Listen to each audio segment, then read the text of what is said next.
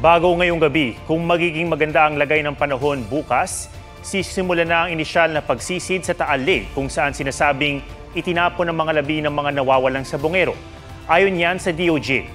Pinangalanan naman ni Julie Dondon Patidongan alias Totoy ang dating judge na anyay tagalakad ng mga kaso ng negosyante at isabong tycoon na si Atong Ang.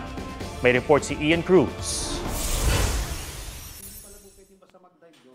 Bukod kay Julie Dondon Patidongan alias Totoy, isa pa umanong testigo ang gustong maglahad ng kanyang nalalaman tungkol sa kaso ng mga nawawalang sabongero.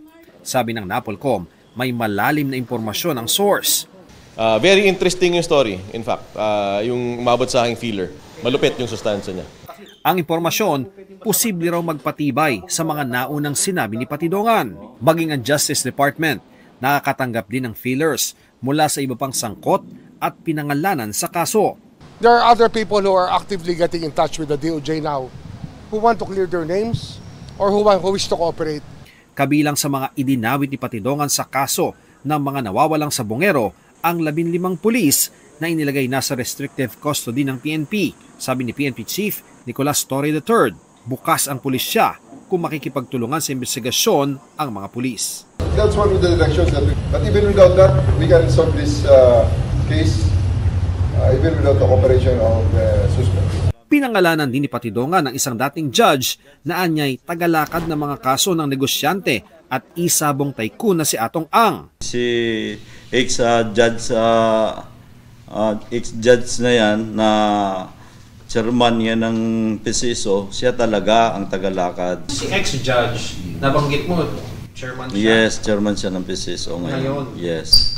Ang kasalukuyang chairman ng PCSO ay ang retiradong judge na si Felix Reyes. Mariing pinabulaanan ni Reyes ang mga sinabi ni Patidongan. Sabay hamong tukuyin ni Patidongan ang sinasabing kaso ni Ang o iyong may kinalaman sa mga nawawalang sabongero na sa pagkakaalam niya ay nakabinbin pa sa korte na inayos umano niya pabor kay Ang. Kung hindi raw mapapatunayan ni Patidongan ang akusasyong case fixing, dapat daw manahimik ito. Pinuna rin ni Reyes na lumabas ang aligasyon ni Patidongan isang araw matapos siyang maghain ng aplikasyon para maging sunod na ombudsman.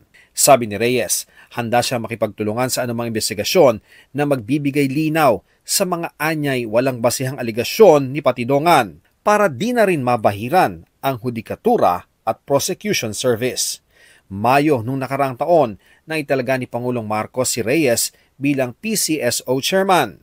Bago yan, board member si Reyes ng PCSO simula November 2022. Naging hukom siya sa Regional Trial Courts ng Taguig, Lipa, Calamba at Marikina mula 2006 hanggang 2021.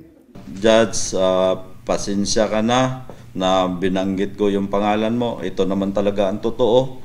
Alam mo naman na ito si Mr. Atong Ang, buhay ko na ang gusto niya mawala. Hindi lang buhay ko, buong pamilya ko gusto niyang ipapatay. Kaya ako, inililigtas ko lang yung sarili ko. Pasensya na kayo na nasabi ko yung mga pangalan nyo dito. Sinusubukan pa rin ng GMA Integrated News sa makuha ang panig ni Ang. Ang mga labi naman ng nawawalang sabongero na ayon kay Patidongan ay itinapon sa Taal Lake, sisimulan ng i-retrieve ngayong linggo. Ang Philippine Coast Guard, mayat maya na ang seaborne patrol sa lawa. Makakasama rin sa paghahanap ang Philippine Navy.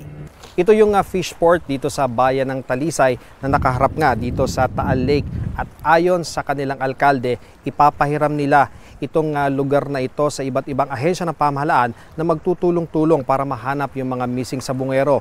Ian Cruz nagbabalita para sa GMA Integrated News. Huwag magpahuli sa mga balitang dapat niyong malaman. Mag-subscribe na sa GMA Integrated News sa YouTube.